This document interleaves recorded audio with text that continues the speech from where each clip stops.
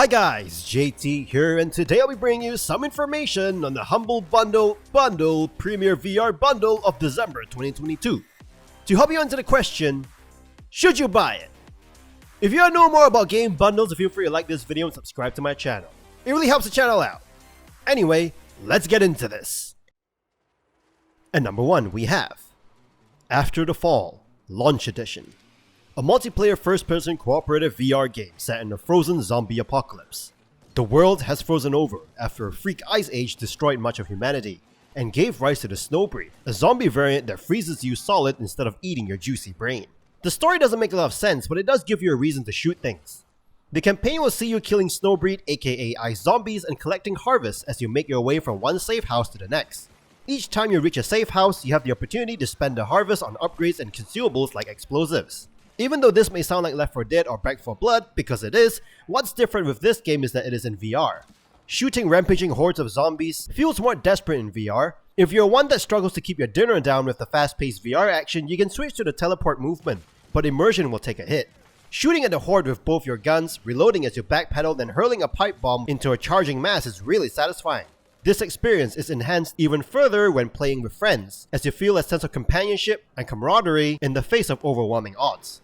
The sound design is excellent with great ambiance that brings much life to your surroundings. You'll hear distant hordes coming closer, and your gunfire has a visceral and jarring kick. It's a really immersive experience.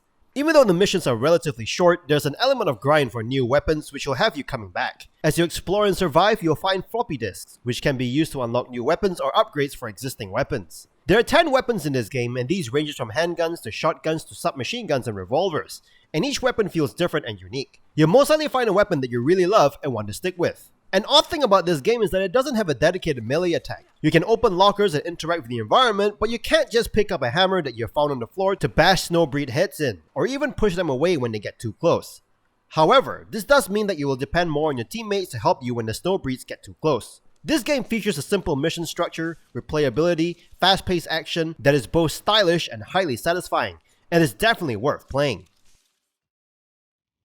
At number 2 we have Cosmonious High, an interactive puzzle game, densely packed with all kinds of interactive items that encourage experimentation. You play as Prismy, a novel alien creature who can manifest various powers like being able to shoot water, wind, or fire from your hands. The whole game takes place on your first day of school, where things go a bit crazy and it's up to you to fix them. Besides fixing things, you'll be doing regular student things like learning how the world works, completing assignments, and acquiring new powers as you go. Okay, maybe not regular student things, but alien student things. As you play the game, you will be encouraged to experiment with the rules of the world and items around you. The assignments will usually have you interacting with various alien characters to complete various tasks to your teacher's satisfaction. The game introduces compounds to you, which you can use and experiment throughout the world for various things. Compounds are made by mixing and heating various liquids.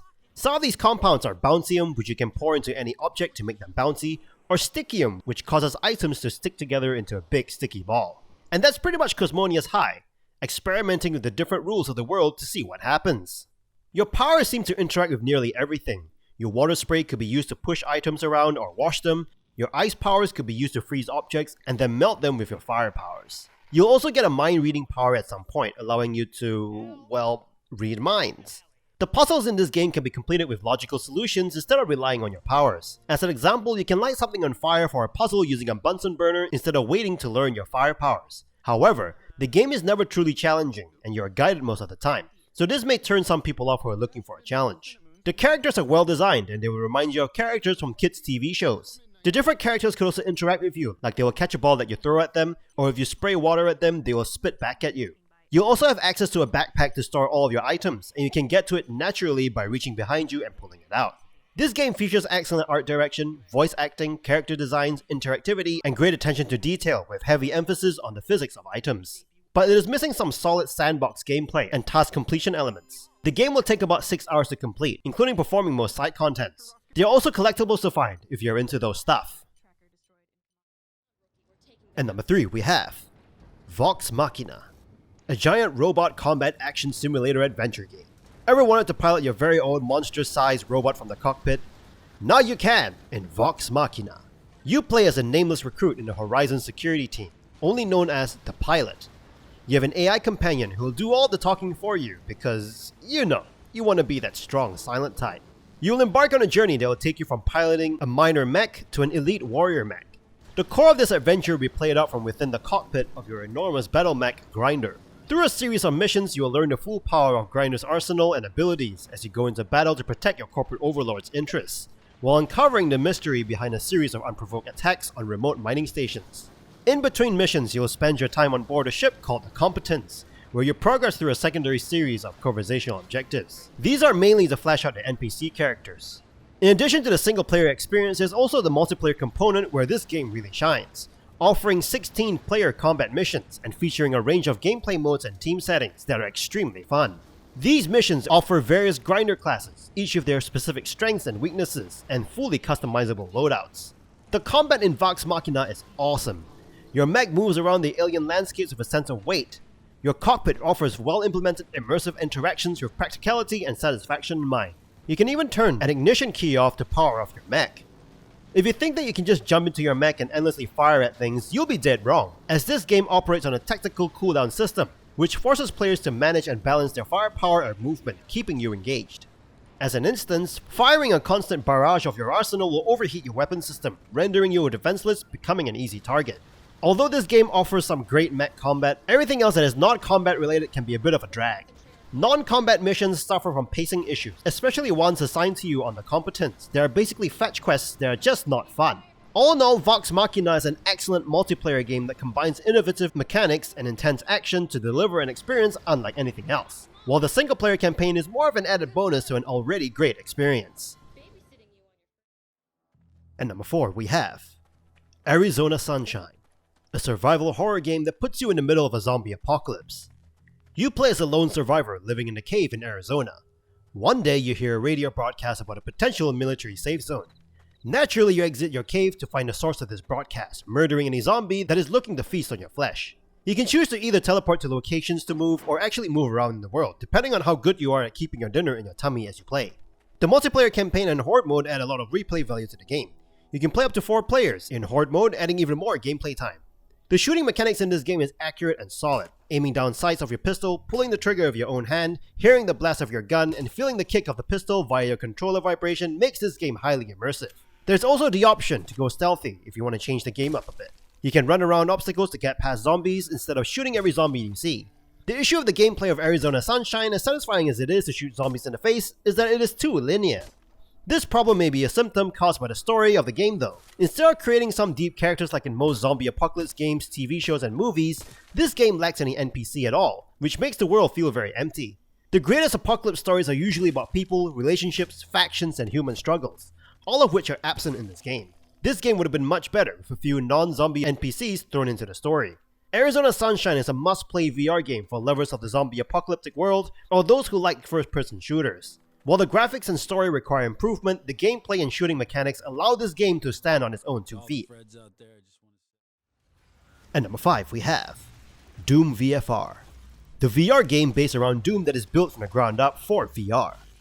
This game is set shortly after the demonic invasion on the UAC's Martian research facility. You play as the last known human survivor, Dr. Abraham Peters, until your death. Under the top secret UAC operational contingency protocol, his consciousness is transferred to an artificial brain matrix. His designated purpose? To restore operational stability and use any means necessary to stop the onslaught of demons. Doom VFR lets you get up close and personal to these demonic invaders, embracing the love of movement and speed staple to the Doom series. VFR offers 2 different forms of movements. One is the standard point to teleport, which activates a slow motion effect that you can use to aim, which seemed like an advantage at first, until you realize that it's balanced out by a ton of fast moving tough demons. Teleportation replaces the gory melee kills in Doom. Once you have beaten a demon up enough, you can teleport to them and explode the demon from the inside, watching gore shower around you. The other movement is a smooth walking movement, so you can switch between the two depending on your strategy. It does require some getting used to, especially in a panic when you see a big ass demon walking towards you with the intention of pulling your spine out of your mouth. When you do get used to it though, you'll see yourself performing some incredible feats. In the roughly 6-hour campaign with levels built with VR in mind, you'll meet familiar enemies and use all the familiar weapons from Doom, from the meaty super shotgun to the damage hose, plasma rifle, and the BFG. A downside to Doom VFR is the story. It doesn't bother to integrate the concepts introduced in the game into the story itself. As a bonus, it also includes some classic style Doom levels to murder demons on. though they are inhabited by the modern incarnations of the enemies instead of the sprite-based demons from the original. So if you like gunning demons down and teleporting into their bodies before exploding them into a rain of blood and gore from the inside, then give Doom VFR a try. And number 6 we have Cave Digger 2 Dig Harder. An action-adventure game in wildland valleys where you explore old mines, nautical caves, and ruins of ancient civilizations inspired by Western diesel punk and Lovecraftian themes. You play as a prospector who begins your journey in a seemingly abandoned camp with the goal to extract valuables from the caves, to trade them for new tools, upgrades, and locations to advance your frontier exploration. You follow breadcrumbs left by a previous explorer known as Clayton to unveil the secrets of the valley. This game features multiple endings, so you'll be playing it a few times over if you're a completionist. You'll first start with a pickaxe so you can swing with one hand to gather ore, and you can slowly work your way up to having several upgrades to help you out in your mining adventures. This includes a sledgehammer, a shovel, a dynamite, and many more. The gameplay loop is as follows. You go into one of the randomly generated mines, mining and fighting off anything that tries to stop you, rinse and repeat. The mining and fighting are relatively simple, and some people may find this monotonous while others may find it relaxing, to take a break from their desk jobs to be a literal miner in a game. The difficulty is never too steep to cause any form of stress. As you mine more and gather more money, you can unlock upgrades and new areas to explore. Your backpack automatically replaces the lowest price ore for the more expensive one, so you do not have to spend the time sorting your inventory. However, this can also discourage you from mining less expensive ores. Whenever you aren't in a mine, you can explore the new overworld hub with a sort of open area that you can explore for treasure. You can also find treasure maps which will lead you to more treasures. The caves are plagued with different bugs with their own unique attacks and skills. They will try to foil your plans to mine your caves. They're easily dispatched when you're equipped with the 6-shot electric revolver though. You also have access to infinite ammo, so shoot away! You can also shoot down ores which can serve as target practice for moving enemies later on. There will also be a boss at the end of one of your expeditions. This title is definitely infinitely more fun playing in multiplayer, but good luck finding anybody to play with. Hopefully with this bundle you can find a few people to mine the caves and shoot insects together. This game is great for those who don't mind monotonous and repetitive tasks. If you're not into that though, then you might want to stay clear of this. And number 7 we have Bean Stalker, a climbing action-adventure game. The branches of a beanstalk that reaches up to the sky from the ground provides a link between the earth and the upper world. An endless horde of creatures descend from the sky and crawl out from the depths. You need to hunt these creatures down, climb the beanstalk, and defeat the spirit of the tree at the top. This game features procedurally generated random vertical worlds with constantly changing quests and challenges, so you'll never solve a quest or find an adventure the same twice. Each level takes place on a giant beanstalk and you will have to take down a small range of enemies. While murdering these enemies, you'll be collecting resources to craft new items. There are several different beanstalks to climb, each with their own unique environments and climates like a frozen wasteland beanstalk, a sun-baked desert beanstalk, and a breezy tropical paradise beanstalk. With you is your trusty Blade Slammer, a pair of sharp claws which you can use to both climb the beanstalk and also in dispatching your enemies. You'll also have access to zip lines and a grappling hook to help speed up your ascent. These tools and other useful items can be crafted at your workshop using the various resources that you have collected throughout your adventures. You could craft things like crossbows, grenades, shields, swords, among others.